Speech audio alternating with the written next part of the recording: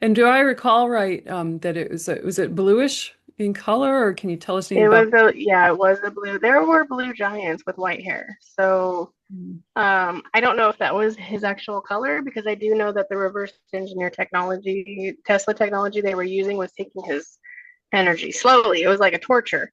Yeah, I mean, they didn't even have to tie the dude up. He was just laying there because he it's so had barely any drained, life. Yeah. so drained So of I life don't force. know if that was his actual color. So, Okay. but there are blue giants with white hair. Mhm.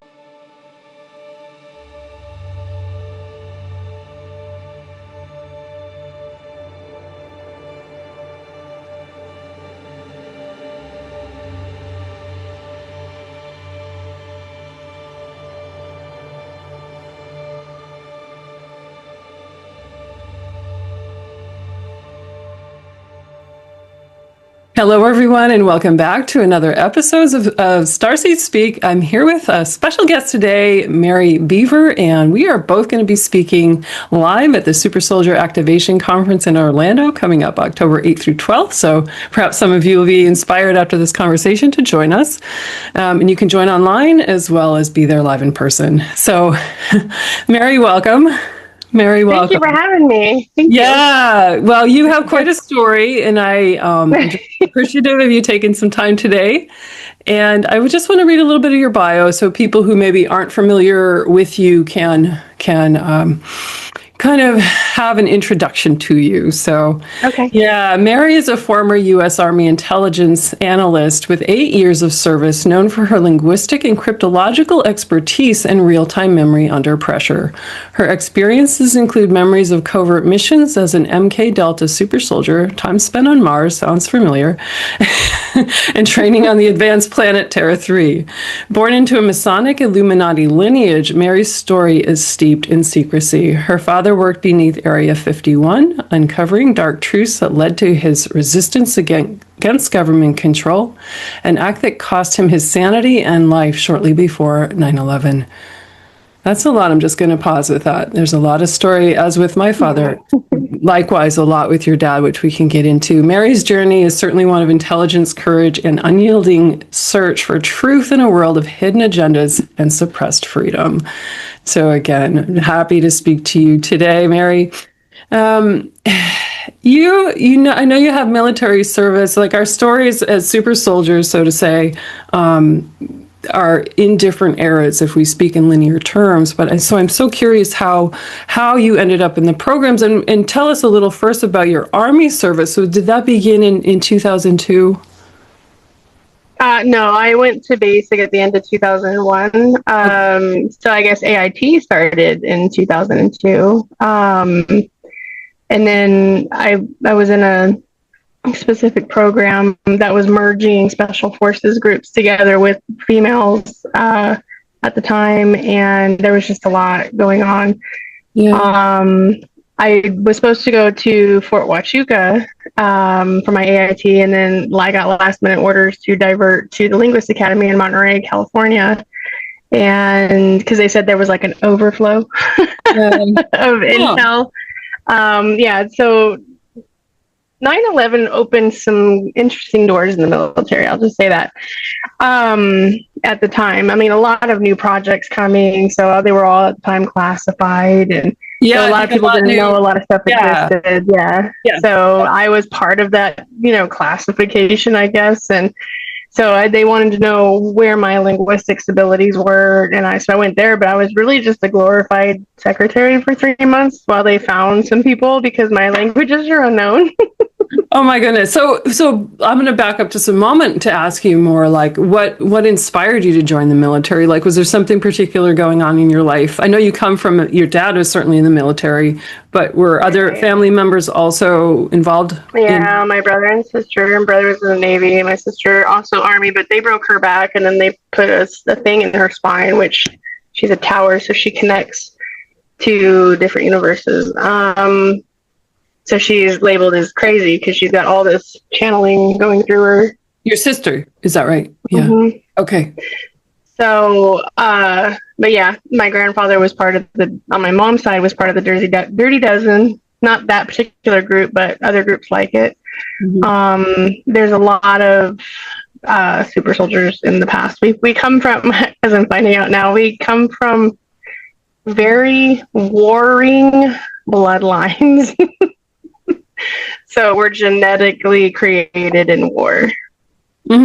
So, and I know you have, it's a little delicate topic, I know, because I know what goes on in these families, Illuminati and Masons in your close family line there, and that might have informed a lot of your trajectory too. Maybe so much of it. It was all survival, yeah.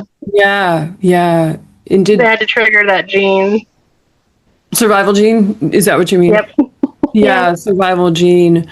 Wow. So I have so many questions happening at once. I mean, your father, were you aware of his position in like with Area 51, or aware of extraterrestrials before you decided to go into the military? No. Yeah. It was a secret. I found out about his exposure when I was in, because they kept asking, like, every clearance that I would have to go through. You have to go through like officer panels and stuff, and training and all this other stuff just to get a new clearance. And every time I would go at the last stages, they would be like, "So what can you tell us about your dad?" And I'm like, "I don't know. You probably know more than I do." Because the last time I saw him, I was 3. Right. Isn't that the truth? Like, they know way more. They have all the records. Right. And so you went in and you had knowledge as you were headed into the military. You spoke or wrote both, maybe Phoenician language. Do I understand that correctly? I cannot speak Paleo Phoenician. That is a slave language of the times. If that makes sense. Like, the mommy returns, and the guy is like going through the thing. He's like going, then the mommy's standing in front of him, and then the mommy turns to him and goes, "Language of the slaves," right? Paleo Phoenician. Because the Egyptians and the Phoenicians were quite right there with each other during the era of Egypt. It wasn't just Hebrews. That's just a very small window of the era of slavery. But the Phoenicians were slaves, and they were just war with each other, right? So it's whoever got captured became the slaves. So ancient Phoenician is not Paleo Phoenician. Paleo Phoenician was created by Thoth in order to keep the slaves ignorant, right? Kind of like how the elites do with us. So English is the slave language of today. So, and the real language is legalese, but we're not all walking around speaking legalese. So did you always have a capacity to write that? I'm trying to dig around, how did you discover that you knew that language? It comes in art when you're younger. Like, my daughter, she can write the symbols, and I'm like, "Do you know what that is?" And she's like, and she'll describe something that in her mind she sees it differently. But the same thing, she'll write from right to left, and she uses those symbols. And so it's just something that's genetically DNA embedded into us. Okay. Yeah. Thank you for sharing that. Yeah. So with your work in you were, well, first let's talk about human intelligence officer. What in the Army now, what did that entail in? Well, I wasn't an officer. I actually worked for a living. No, I'm kidding. However, I was accelerated before I was ghosted to become an officer, because I was ranking too high too quickly. But a lot of people were during that time because it was war. So a human intelligence analyst is what I was. So my job was to be an assistant to an interrogator. So I couldn't hit anybody, but I could go in there and stare somebody down, make them uncomfortable, physically and psychologically mess with them. And then it gives the physical interrogators, who were the officers, the opportunity to come in and then beat them up, torture them, rip their nails off, stuff like that. I was just more of a psychological, I could, penetrate your soul and make you think I'm going to eat you alive or something. I don't know. Just a psychological. That's the psychological, right? So, and how was that for you? How was that to be in that role? It was actually boring, but it was exciting at the same time. It depended on what we were doing. Most of it was training, a lot of training, Yeah. And it was, and then I had to follow the money. Other people had different, if they had fellow people. It just depended on the role that you were in. So when I found the money, I could connect everything, and because money paid for the whole war. And I think the first time I ever got to use the actual physical part was with a prisoner of Congress. I really don't even know how to say that. Let's just say he was a really bad guy and he was on death row, but they couldn't prove it, so it was going to get thrown out. And they didn't want it to get thrown out, so they had gone through a couple of other analysts, and this was actually the government coming into the military saying, hey, we need to borrow some of your psych or, interrogators or something. So there were some other people that went in there, and they had asked me to do it, and I was like, no, dude, that guy's going to know my face. He's going to come after me if he gets away. And they're like, well, if you can break him, he won't get out. And I'm like, what if I don't break him? Then he gets out. So this is, did you say this is somebody related to it had a congressional standing, or no? I might not have understood. No, he was just killed a lot of people, put him in that category. Okay. For fun. Okay. And so it was a hobby sport for him. Your upbringing within a Masonic family, I feel, would probably have primed you to have in your mind all of this activity and behavior kind of normalized. Yeah. Is that a true thing for you, or? Yeah, death doesn't bother me.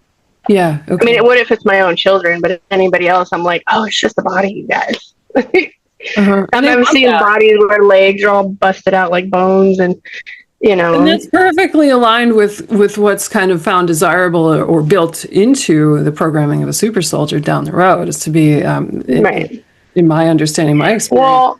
And we're farmers. Go ahead. So we're farmers too. So killing things was a thing. We had to kill livestock. We had to kill. We hunted. So we were normalized, I guess, through the farming. Yeah. First. And then as I was growing up, we were taught that the farming complex is a thing. And then that's why they have to kill humans. And it was like, what?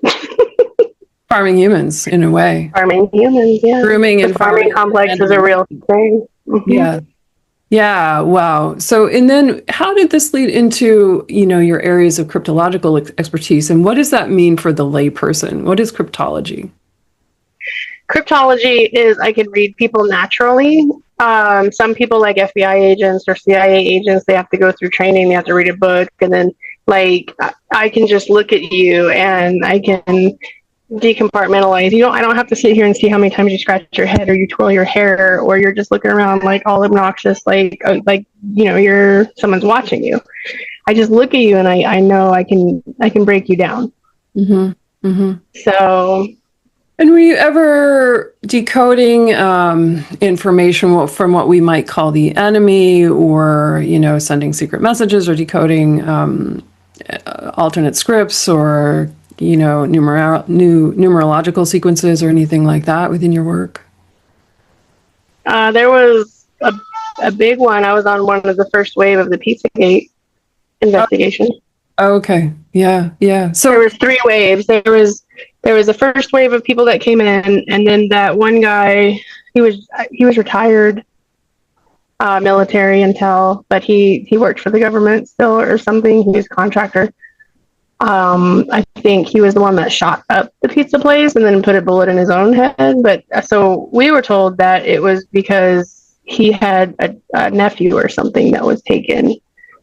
And but they didn't know it was close to home, right? So that's when they were like, we're only going to let you see this part, and then we're bringing in the next intel group. Mm-hmm. So we had to have our notes precise because the next intel group was going to get it, and then we were going to be moving on. Oh, and is that a strategy to keep you from knowing too much, I think? So you would. Right. Yeah. It protects you in a way in the end. I don't know all there is to know, so, Well, and I did know one of the guys at the end, and I asked him, and this is kind of where it triggered me to learn kind of more about, I guess, the straw man thing. Say that again, the straw man thing. Oh, okay. Yeah, so I had a friend who was in the 3rd wave at the trials, with everybody that was involved in that, and I was like, so what happened? And he was like, they got away, and I was like, well, how'd they get away? I was like, the evidence was like stupidly right there. And it's what he said to me. He was like, well, they owned them. They were, so they could do what they want with their property. Mm. And I was like, what? What do you mean they owned them? You can't own a human, right? Yeah, yeah, but So we have been owned and enslaved in so many ways, especially mm-hmm. in programs, at least as I understand the programs. And at what point, a few things there. At what point did you actually leave the military formally? If you had 8 years, were you scattered about in different bases, or?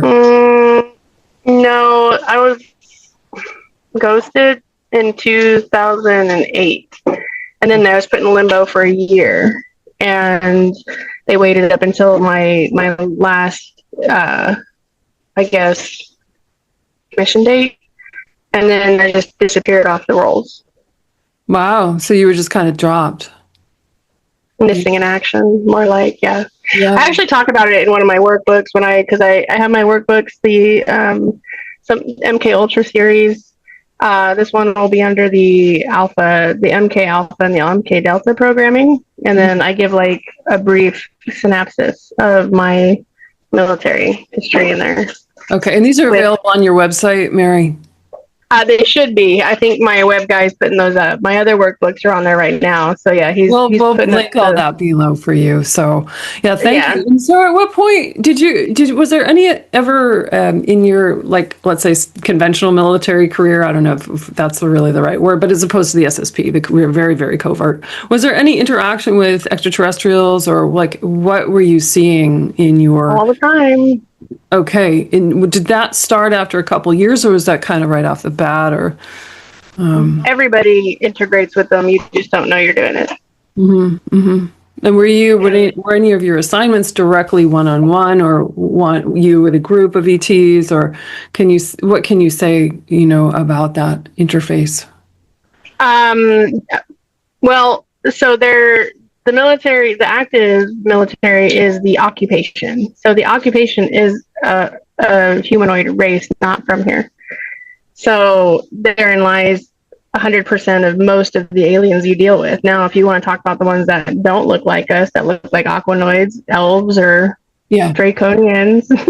Yes. The hybrid Draconians look like us. I was almost killed by one in 2019. They're mostly in the Hispanic and India races. Some of the Samoan and Chinese races. But they look human. They don't know. I mean, some of them know, but not a lot of them know. He knew. Well, he could be turned on. Let's just put it that way. He got turned on and tried to kill me. It was fascinating. After it was over, of course.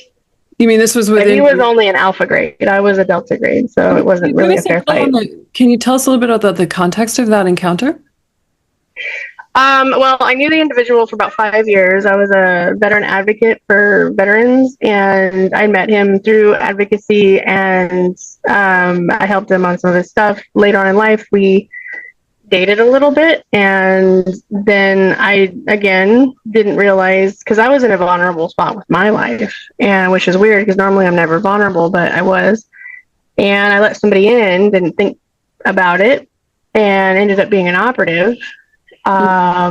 We got close, and I should have known better. I thought they just used women for that, but apparently men are just as big as suckers to go in.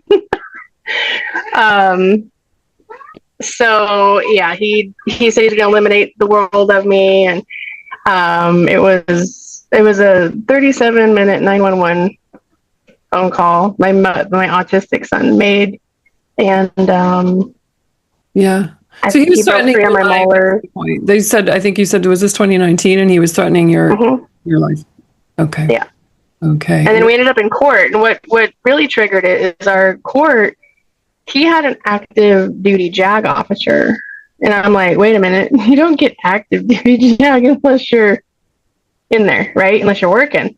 Like, how'd this dude? It wasn't just one of those guys that defends veterans, a retired JAG, something, whatever they use those guys for. But no, he was active duty, and he had access to my files. So I found that interesting, because he called me out, and he was like, well, it looks like you had more training, so that means you would be the more aggressor. And I was like, And he was the question he was asking. So I looked at the judge and I said, Your Honor, I can't answer that question unless I get to turn to the what do you call them, the 12 people, and give them like a breakdown of military training. And she's like, go ahead. So I did. I was like, look, there's two different types of training. You have your defense and then you have your intel training.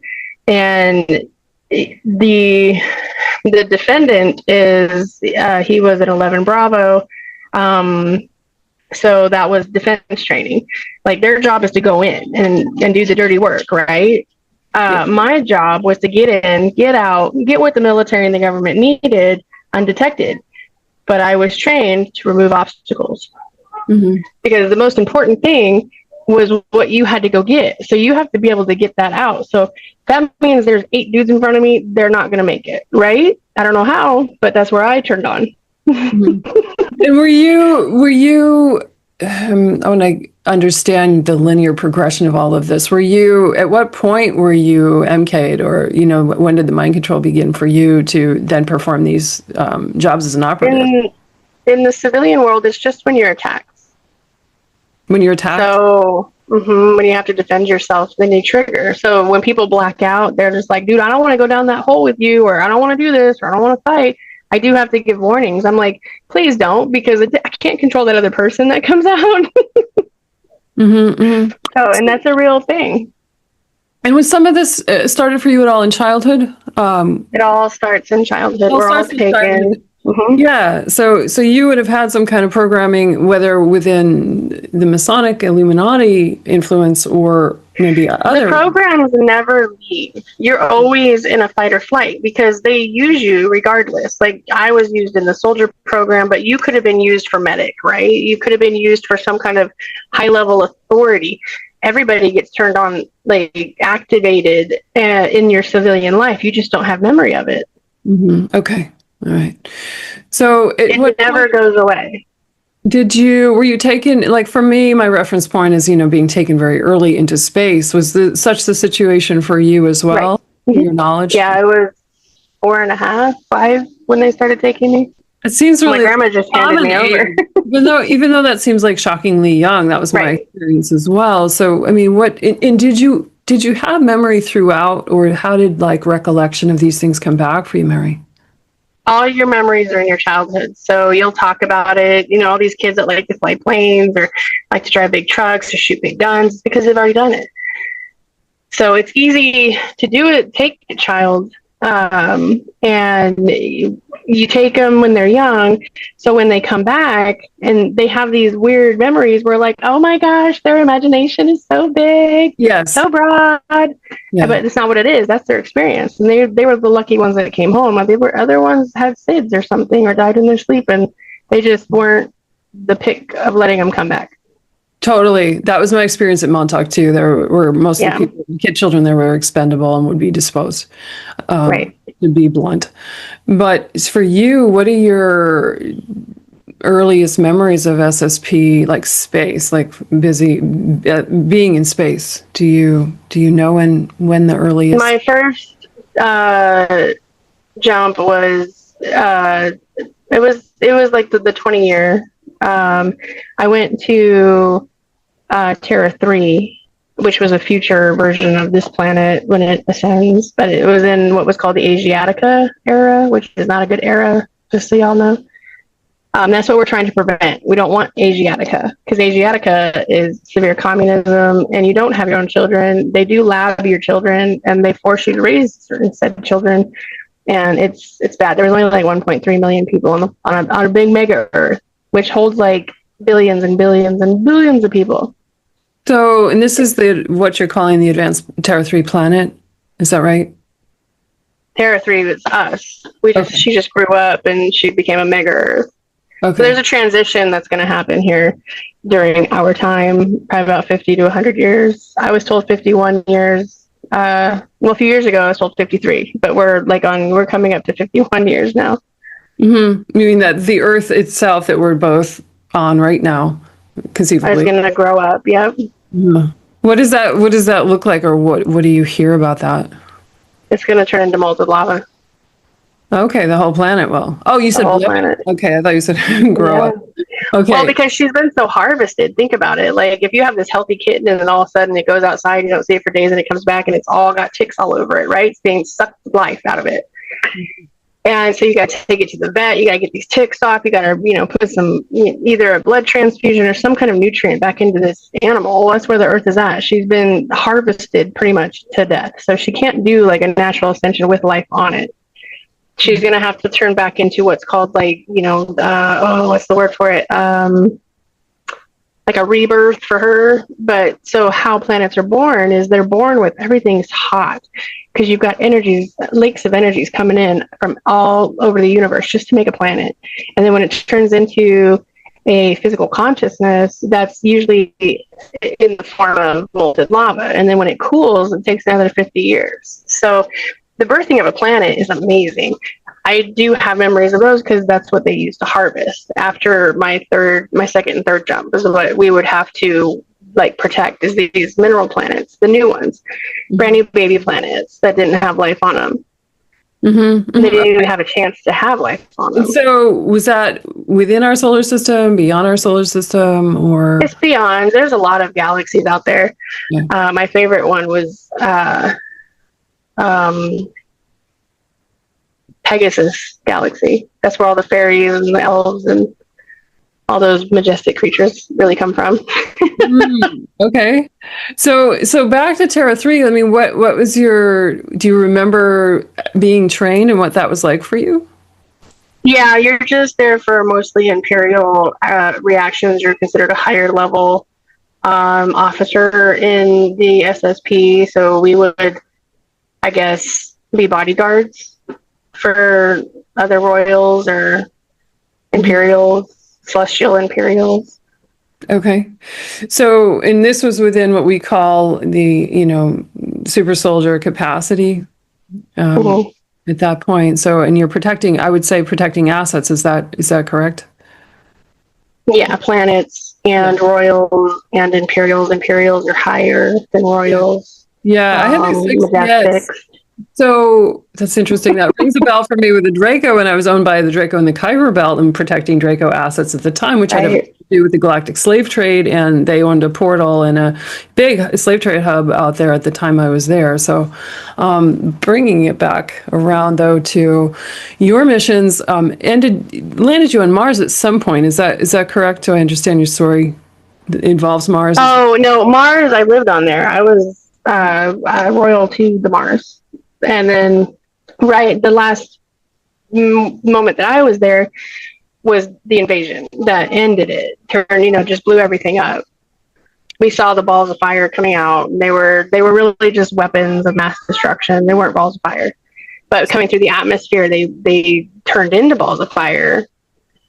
So okay. So Mars, you said, I just want to help my audience understand this, and myself too. So at what point were you actually sent to Mars or living on Mars? Does that have a chronology that correlates to our linear time at all? It does. It's in my book. Hold on, let me get the exact time frame. Okay. Because it is called, there's a word for it.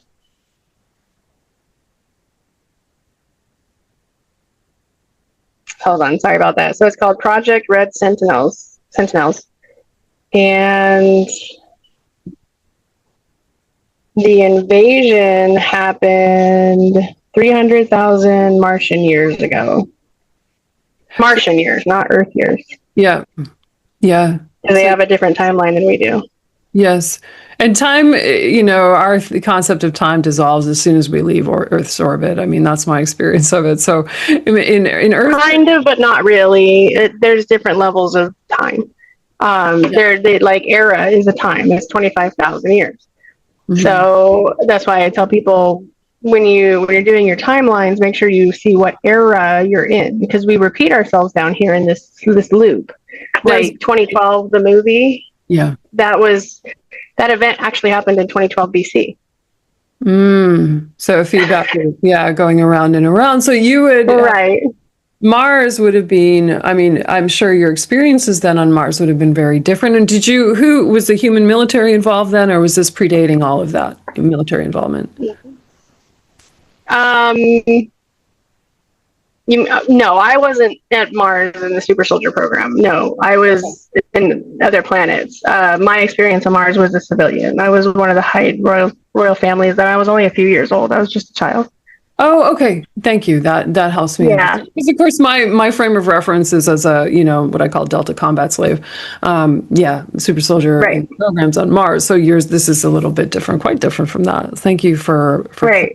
Sorry about that. No, there's so much. I mean, for all of our stories, there's so much to kind of Right. condense into kind of what make it intelligible to a linear audience here in 3D can be sometimes very difficult because we're talking about quantum space and time, which is limitless, what's inside of that. Right. Yeah, there's so much there. I do believe so in my experience of what I know in the Omni level is that all the royals from all the planets in different galaxies, again, the farming complex, what do farmers do? They rally cattle and they move them from one place to the next, right? So in a sense, if you go back to the farming complex, celestial-wise, the Star Wars, what were they doing? They took out the royals first, right? And then if the people didn't submit, they blew up the planet. So, but the royals, the souls, were all ushered down to other planets. Those that survived went to another planet. They were found there. They were all hunted because you can't control the planet without the royal. Okay, the royal belongs to that planet. It's a piece of the planet. It's connected to the soul. It's connected to the celestial, and the planet is like, I guess, the hive of bees. It's the integration between the higher consciousness and life down below it. Okay, not all royals are bad, but the ones coming in were chasing those royals down because they had to detain them. They had to lock them up. They had to be able to, control the planet through the royals. So a lot of them died. So the souls, like we always say the word, like all roads lead to, Rome or the White House. Well, in space, it's all rivers come here because this is the cradle of existence. So all those souls, ancient or not, whether they remembered, they knew to come here. So all the royals are here. Do you mean to this iteration of Earth? Yes. This planet. Okay. Yeah. Well, we've been here for a while. The first fall happened 25 million years ago. Because I was in the Frankenstein Projects. So the Frankenstein Projects are 18 million years old. You said so that's why. Yeah. Mm-hmm. Okay. So, what is that? What is James that? Rink had asked me if I was part of the Montauk, and I was like, no, I was part of Frankenstein's Projects. So, but it's an older one where they took the existing life here, but it was more with the gods, the goddesses, the angels, the elves, like the really high level frequencies, and they mutated them. And they just they did the Frankenstein, like they would kill you, put you together, and then it was literally tear you apart, put you back together through the last 18 million years. So they obviously got smarter with it and inking, and while we're part of it, of the newer generation, they've been around a while. Yeah, go ahead. There's more there. Yeah. Yeah, so they've been about here a little over 1 million years, but they're going to give us a timeline of 100,000 years. So I wrote those workbooks to I did it in a way that I'm giving the information, but you guys fill in the gaps because everybody's story is different, but we've all seen the same information, right? But your experience with it is not mine. My experience isn't yours. So you guys got to open your own doors and you got to come out with what was really happening. But how can you do that if you don't know the time, don't know the dates? And they tell you, oh no, it just happened this many, or maybe it was 100,000 years ago, or maybe it was this. No, it was a lot longer than that. So, and it's not fascinating. Yeah, especially for people who are retrieving memory from all kinds of different spaces and times, and it can be very, extraordinarily confusing to the human mind. This is a big question for you, broad, let's say.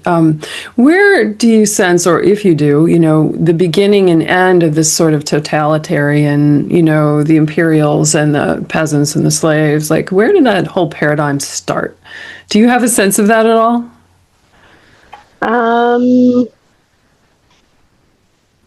Where did it start?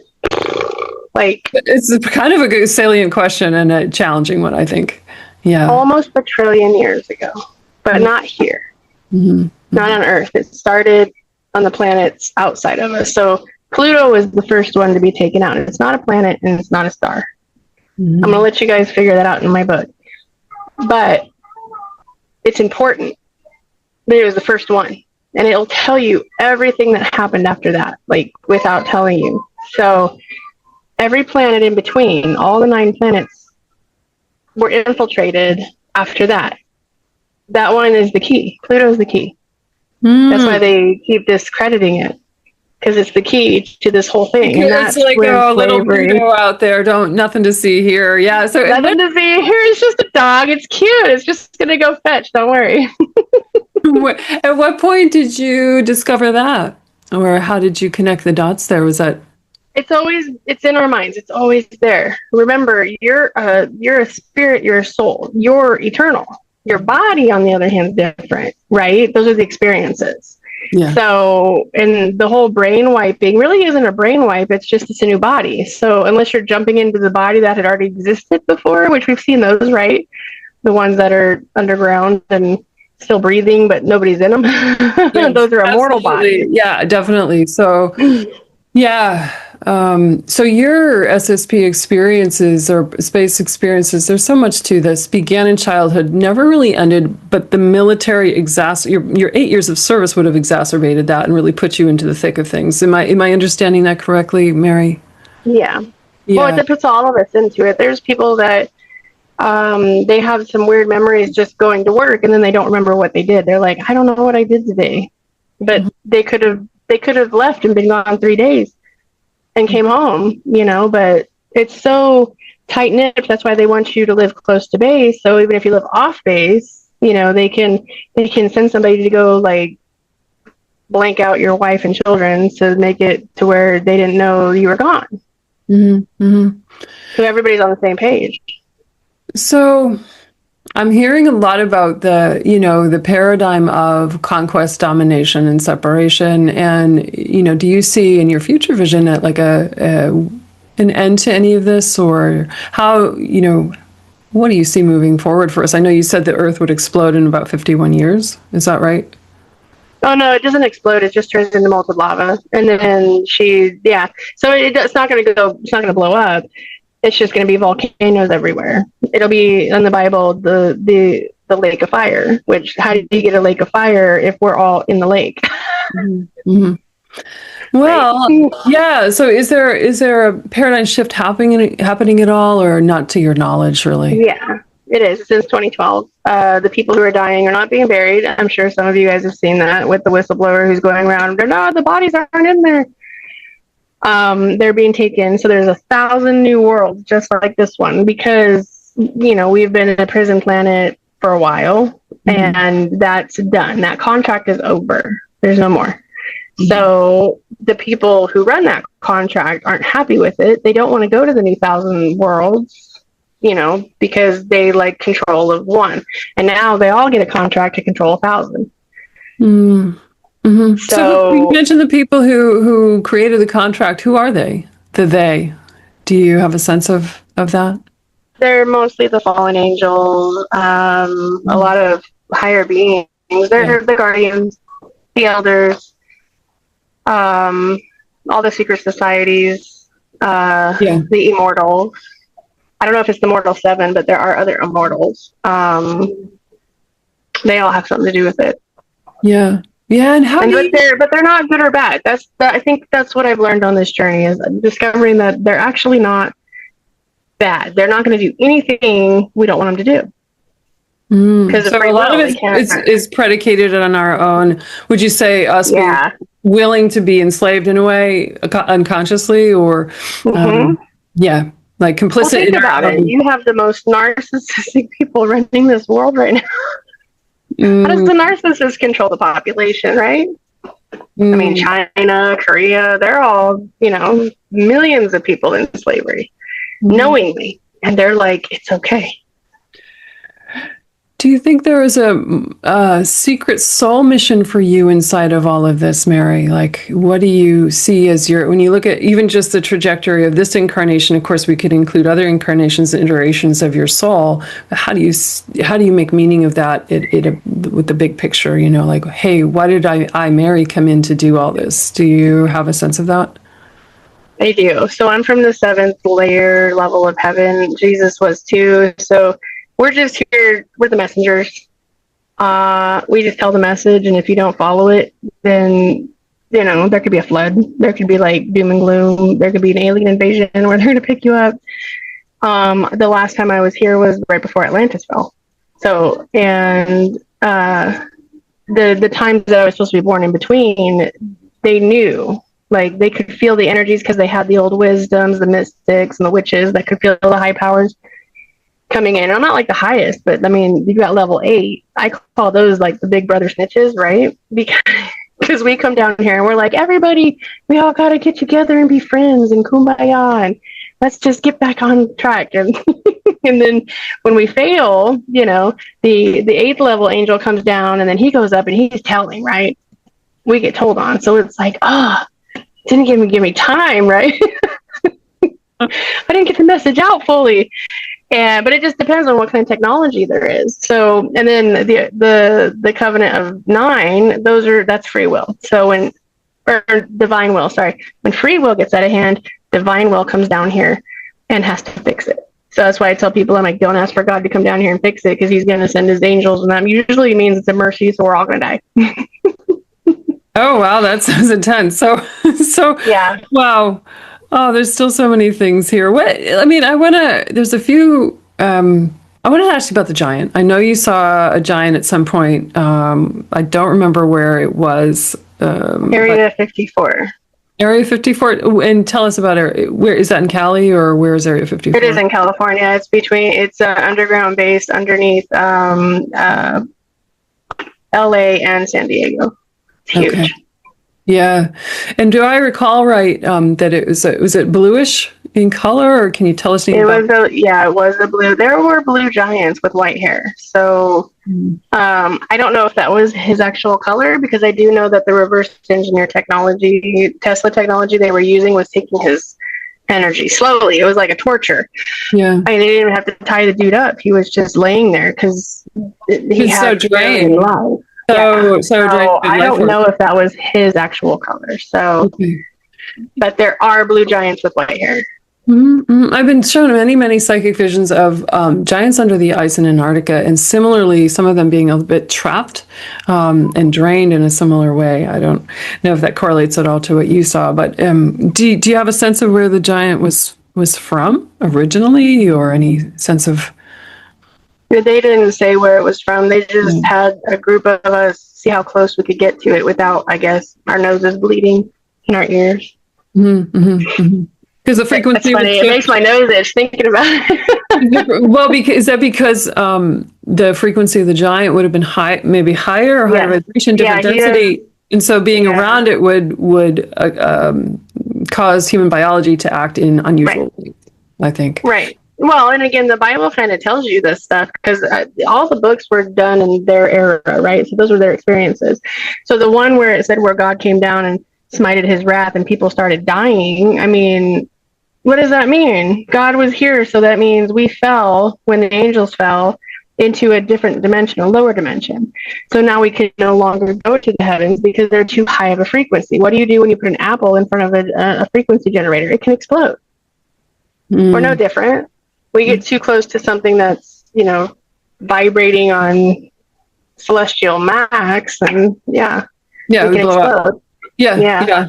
I've experienced that in the programs as well. So yeah, that totally makes sense. And with the giant, like, what was was this during your years of military, the 8 years in the army that you saw the giant? Mm-hmm. Yeah. Yeah. I had just gotten my cosmic majestic clearance. Mm-hmm. And I got to go down there. Wow. And do you I have a lot of questions, you can see, about the giant. So do you understand what they were trying to accomplish by draining the life force of the giant? Mm-hmm. Yeah. Why they just took his soul so they could live longer. Yeah. Yeah. That's Yeah. what the essence is. It's your spirit. Yep. And he was a pure being. They make us think they're mean, but they're not. They're trying to run in here and grab you. And again, it's the same thing. What if you want to control a whole planet, what do?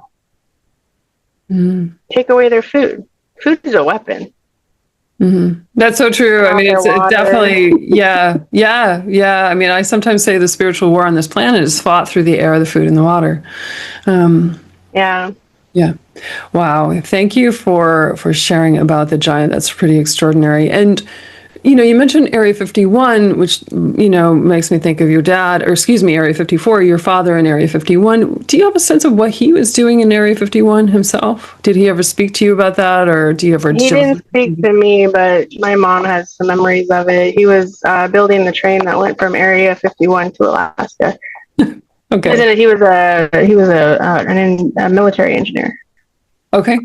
Well, and because I live in Alaska, I'm going to ask you about this. Is this still, do you feel the train between there, is that still existent? And at what point in Alaska, do you have a sense of where it connects in Alaska? I don't know where it connects. However, I can tell you it's never left, and they refer to it as the missiles. They're guarding the missiles. They're not really guarding missiles, by the way. They're guarding the gate to inner Earth.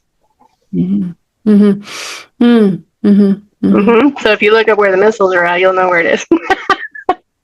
There's a lot of very high strange activity in Alaska, and there's actually quite a lot of military land. 10% of the military land in the whole U.S. is up here, and of course, out of sight, out of mind in Alaska. I live in the Alaska Triangle, somewhat akin to the Bermuda Triangle. There's a lot of disappearances up here, more than anywhere else in the nation.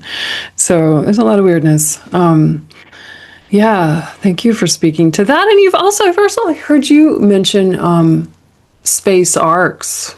I mean, can you share a little bit of your knowledge about that, or what is the space ark, and what is the purpose of that? And they're not really space arks; they're just arks. They belong to the planet. It's her failsafe. Because again, once they mature, each planet matures, it creates its own life, and there are seeders that come down to assist in that. So the arks don't ever disappear. They're not bound to the 3D like we are.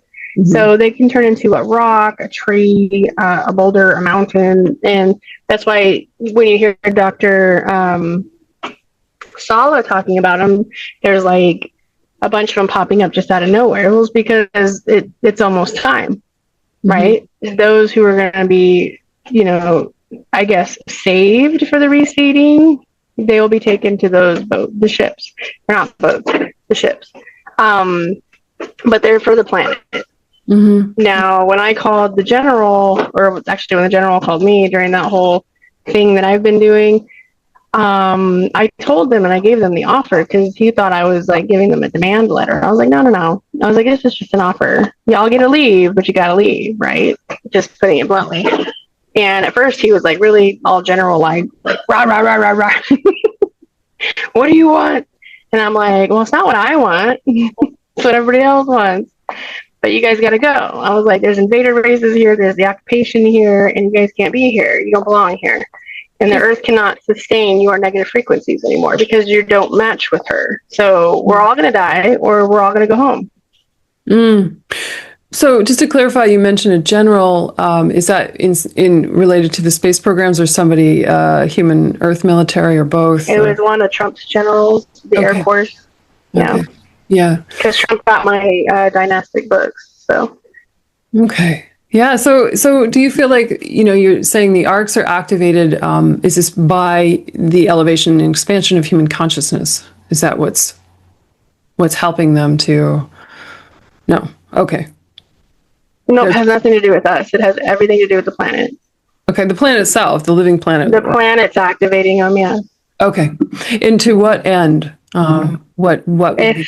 If it's a rescue, then it'll be like the Beam Me Up Scotty. The light comes down and starts picking. She chooses. Because again, those are hers. They're not ours. Mm-hmm. We all might want to get on them, but we can't. Mm-hmm. It's her choice. So if you're in tune with the Earth, if you belong to the Earth, she's going to save you because you're hers, right? If you don't belong here and you belong to, say, Mars or some other galaxy, then you're SOL because she's not going to save you. You're not her property. Yeah. So the beings, the benevolent beings, the good angels and the good celestial, whoever's here for the restoration, they don't care about life on the planet. That's why they will not interfere. Okay, they care about the planet's life, because without the planet, there is no life. Mm-hmm. Yeah, and how I the ultimate creation. Ultimate creation, yeah. And how I have always felt, just intuitively, psychically, that, without the planets are kind of one path of the planet affects the whole group, right? So there's a frequency that is transmitted from each planet one to the other, or so it seemed to me as I was out in space. There's just such a lot that goes on. Earth influencing so very many things. Yeah, it just.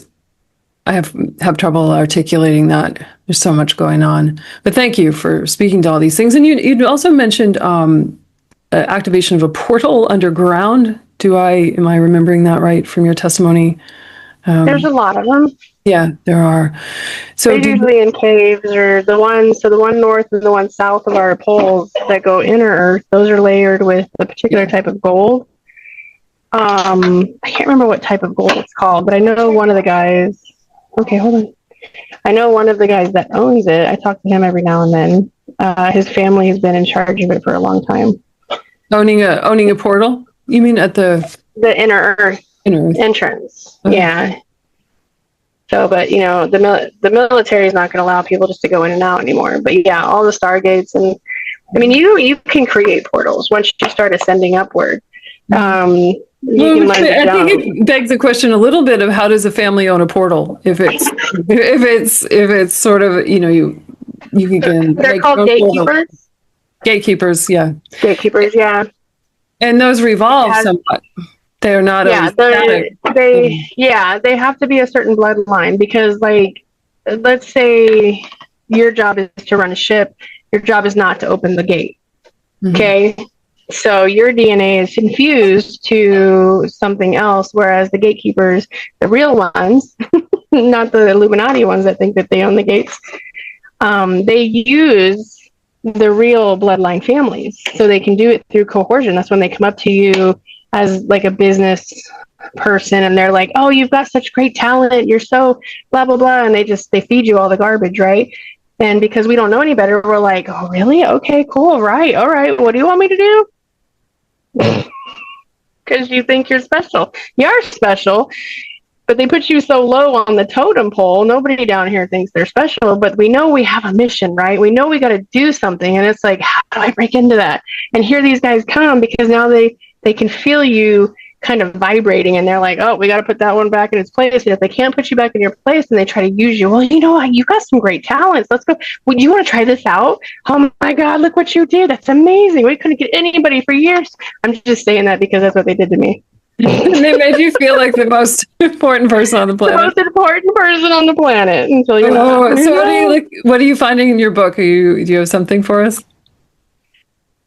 Oh, no, they're all in my daughter wanted me to cut a cucumber, so I was trying to. Oh, okay. I was like, is she getting something out of the book? What's happening? So, one more thing here. What do you see as your mission now, Mary? Big question. Oh, yeah. Take a moment with that. That's a big question. Yeah. So, like everybody else, even before COVID, sorry, I shouldn't have said that. Before 2020 event, we were all trying to find a way to something. Some people are trying to find a way to pay their bills. Some people are trying to find a way to save themselves. Some people are trying to find their mission in life. And I already knew what it was. But I wasn't going to be a part of it anymore. So I was being groomed to help process the planet. But then I was like, don't want to do that, because I like humans. I like people. I like the experience. And I think we're all amazing in our different ways, even if we don't get along. How cool would it be if we could just go into an arena and willingly want to fight somebody instead of it being to the death? The gladiators weren't wrong, but to the death was a little obnoxious. But why not a show of strength? I think that would be a better plan. But so my greater mission here was, and I've known it since I was little, I always talked about it. I was here to fight God's war. So I didn't know what it looked like. I knew that there was an end period and I wasn't going to make it. So I would have died if the war started. I knew that was going to happen, but something changed in, I think it was 2022, August 28th was when it was all supposed to happen. Like we were all going to be processed. I was supposed to die, and something changed. And it was like, I didn't know that blueprint anymore. I was like, what do I do now? It's like I didn't have the roadmap because it was all new. And because the frequency of the planet had risen up, right? It changed. So the world changed. She decided she wasn't going to die anymore. She was going to do planetary suicide because it was so bad. And so she changed, and then the ones connected to her changed. And so now I started to do these patriot groups and tried to find a way to, okay, well, I got to save myself and my kids. And those didn't work out because they all had traps, and they, it's just like re-enslaving yourself under a new person. And then these elders, Templars, came along, and the Masons came first, and then the Templars. So I had these two documents. They looked the same. They were trusts, right? These are like the master trust exits, and the trust is that you're entrusted with the gifts down here, the land, the oil, the animals, whatever. You're entrusted, so it's going to look like a trust. It's a dynastic trust. And so I've been through this whole 3-year process, taking on the kings, taking on the elites, like literally. It's all public in the world court, and I literally took on the Rockefellers and the Rothschilds and the Collins and the Lord Abbotts and Lord Edens and the Royals in one day. And that was August 27th, 2024. And normally I would have been dead like within 24 hours, but still here. So my job is to try to save as many people on the planet as I can. I have to shift the debt. So I'm I'm not the holy grail of life, right? There's a few of us, but I'm one of the high heirs that can shut all those people down. There were 3 before me. They died. I don't know why they died. Sorry, I have a fly spy. He keeps flying around. One of the CIA robots. No. It's a drone, Mary. It's a little drone. I swear. So, and I'm at the end. I've got the last document ready to go, and I don't know what's going to happen, but I'm super excited. Sounds like you have a mission. I like what you said about. Yeah. I think you said, I'm paraphrasing, but saving as many people as you can. And I'm sure your motivation expanded as you have a child, and that kind of shifts things too, doesn't it? Yeah, having children, period. I have 3 of them, yeah. Then you when you have children and you're humble, I guess, then you know what the gods feel like. Right? Even though, and I know a lot of people running around saying, oh, we're all one, we're the same people. And it's like, no, we're not. We are of the one source. Correct. However, it's like when I have children, they have totally different missions, totally different personality. Well, they were like the voices in my head, and now I gave birth to them. So I get to argue with them in person instead of like in my head. And so, but they've got their own thing going. They're going to be great at whatever it is they're going to do. But everybody's here for a mission. So are our kids. Yes. We've got to do something. And it's kind of like the whole, when you watch the movie Lord of the Rings and stuff, when the war is done, it's like, what do we do now, right? Oh, we go live. We go live. Trauma. To that point, recovering from trauma and all that you've been through, is there anything particular on your healing journey that's been potent for you? I had access to the forbidden knowledge. Well, I still do, but we learned to transmute young, so that way, and I have Asperger's, so we don't hold on to things. We have to learn from it. And if you're constantly in survival mode, you learn to walk away. Because if I woke up and saw all those dead bodies on the ground and didn't know how it happened, I'd be like, oh my God, what did I do? Right? But instead, it was just like, oh, well, F around to find out. And you leave. So there's this mentality when you're in constant survival and fight mode. You can't care until you do. And then when you do care too much, it can actually get you killed. So there's a point that I have to sit and say, I can help you do this, but I can't do it for you. Just like God, I can help you through this, but I'm not walking for you, not picking you up. Yeah. You got yourself here, you got to get yourself out. That's the cycle of life. That was the trick that we wanted to have, you know? Yeah. Yeah. I think I feel myself, that I certainly came with a strong mission. I think most of us have a reason that we're here, even if we don't all understand that. Is there any last thing you'd like to share with the audience today, Mary? Well, if you guys want to go check out my webpage, it's adonaofsoul.us, and I do have my workbooks coming out. They're workbooks, they're not books.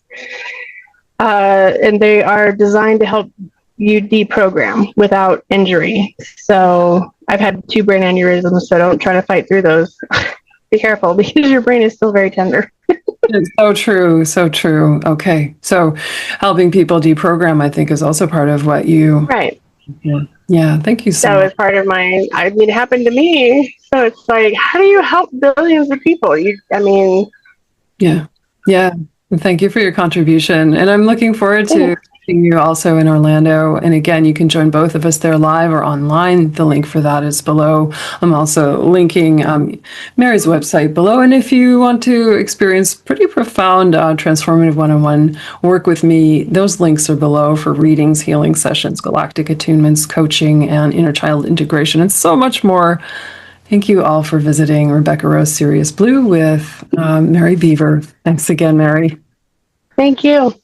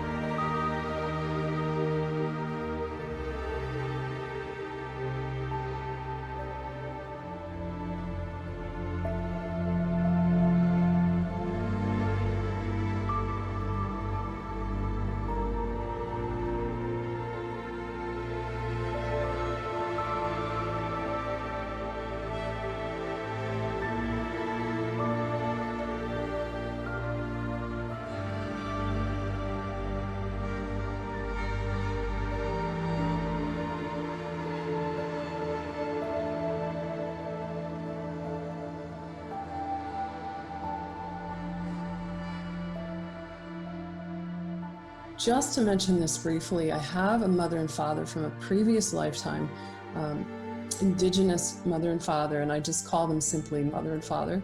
They've been with me every day for about 2.5 years.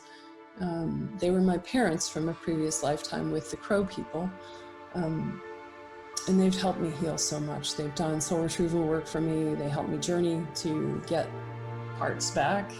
And that's actually ongoing. Like even today, I was working with them this morning. And their love is so beautifully unconditional.